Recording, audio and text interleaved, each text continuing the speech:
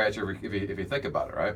So the common myth that we're here to debunk this week is the customer is always right.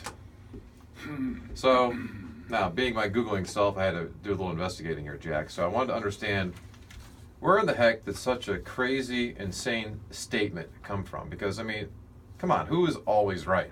And how could it always be the customer? So I looked back and did a little research here, and the earliest reference to this goes back to 1909, so over 100 years ago.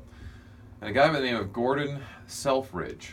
I heard of him. You heard? Okay. Oh yeah. All right. Well, he was the long time ago. Now, Jack, you probably don't remember him, right? No, and around the supper table. But he may have been around. I think your grandparents remember him. All right. So, Gordon Selfridge was a founder of a place called Selfridge's Department Store in London. And so this is back in the time, 100 plus years ago, you had a lot of shysters that were out there, right? And so the phrase of buyer beware, right? People that were very unsavory in business. So his idea was to focus on good customer service. Makes great sense, right? Mm-hmm. So good customer service, and it'd be hard pressed to find a business owner who doesn't believe that good customer service is a good idea. Yet it's gone from that 100 plus years ago of good customer service and trying to differentiate themselves to where people now today, and we see it all the time with small businesses, Jack, where they're saying, hey, the customer said this or the customer said that, so we got to do it.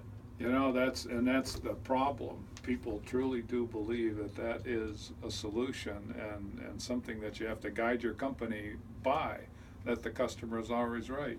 What a bunch of nonsense that is. I mean, it is. It's total nonsense. We have, through our years, had to coach clients on how to fire clients. And you just don't, there has to be a respectful give and take with business being the dividing line here.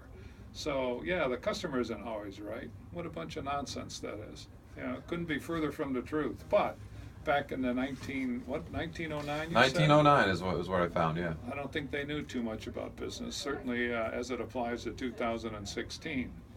And really, it is. It's an expression of customer service back in a kind of early retail days, I believe, because they also, I think, talked about John Wanamaker.